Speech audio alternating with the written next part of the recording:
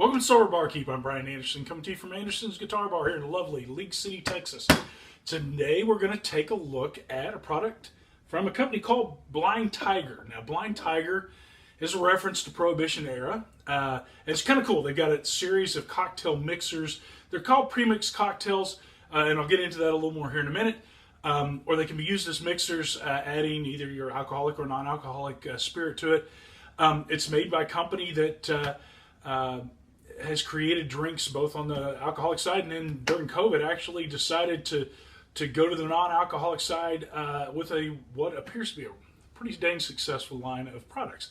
So this is the first one I've taken a look at. I plan to take a look at all four of their products over the next few weeks and bring them to you and tell you what I think. Blind Tiger is in reference to Prohibition era because what they've done is the first four products are basically throwbacks to Prohibition era cocktails. Cocktails really didn't exist much prior to Prohibition. In Prohibition, they started creating these very creative drinks to kind of mask there were some pretty poor quality spirits around during Prohibition. And the rise in cocktails came during that time frame because people were looking for ways to mix stuff in to kind of mask that nasty taste of some rot gut, basically. And over time, people have got very creative. Now cocktails can be just amazing. And even back then, some of these places could get a hold of some really good spirits and would have some great creative cocktails at the time. Blind Tiger's a throwback to Speakeasy. Basically, it was one of the names for Speakeasy, for a hidden bar. And the idea was, the Blind Tiger concept was, you paid money to go see some exotic animal and they threw in a free drink. And that's kind of how they were trying to get around some of the Prohibition laws at the time.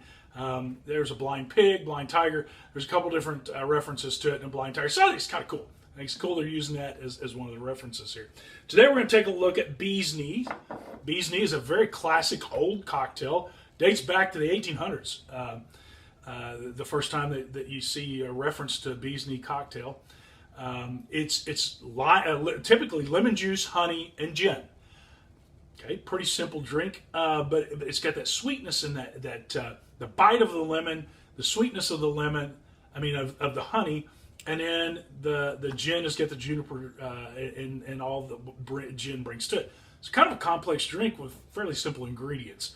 And so to pull this off, thought it'd be kind of interesting. Now, they tell you in this that you can mix this straight up, just pour it into a shaker, shake it, and strain it and drink it as a non-alcoholic drink. I tried it that way, and to me it was just a bit sweet.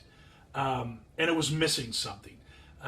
Not bad, but there's better. And in this case, there's just to knock it out of the park. So let's take a look at a classic attempt at a Bee's Knee, using this as the raw ingredients like you would find with, if you make it yourself, it's a lot more complex, it's a lot more ingredients, and it's a lot more difficult. You got to deal with the lemon, you got to deal with the honey, and even though it's on two ingredients, neither one of those are super easy to mix it.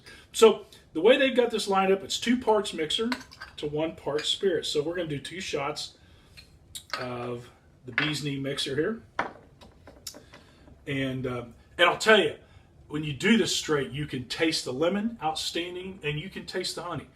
Both of those solid ingredients are there. It says it's got juniper in it. Really couldn't pick up much juniper on its own. So I decided what we'll do is throw a little Mundy gin in here, because Mundy gin to me has a very juniper forward feel to it.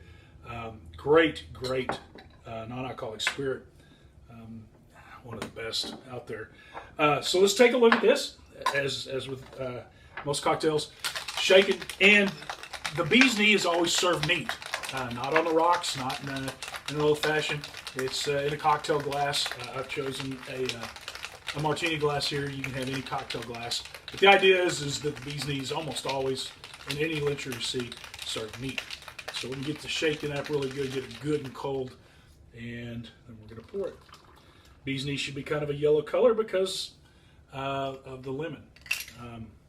The idea there, and the honey both bring it that kind of golden color, and it's got that kind of a golden, lemony color to it.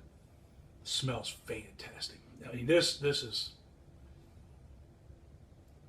when you taste this, this makes a fantastic fantastic cocktail. You know, a lot of times the mixers to me miss something. I prefer to mix it myself typically. You know, I want that fresh lemon. I want that fresh honey. I can't tell that this is not fresh lemon and fresh honey. They have done an amazing job here. I'm going to give this a 4.5. The only reason I'm not giving it a 5 is because they advertise it. You can just shake this as it is. I think there's something missing there. But man, when you throw in some Monday gin and throw in your favorite non-alcoholic gin into this thing to adjust the juniper, because this does add some juniper to it, but it's balanced. It's incredibly balanced to mix it this way. I could sit and drink this all night long. So, Blind Tiger, Bee's Knees, outstanding product. Go get some. This is really good stuff from the Sober Barkeep. Live well and drink smart.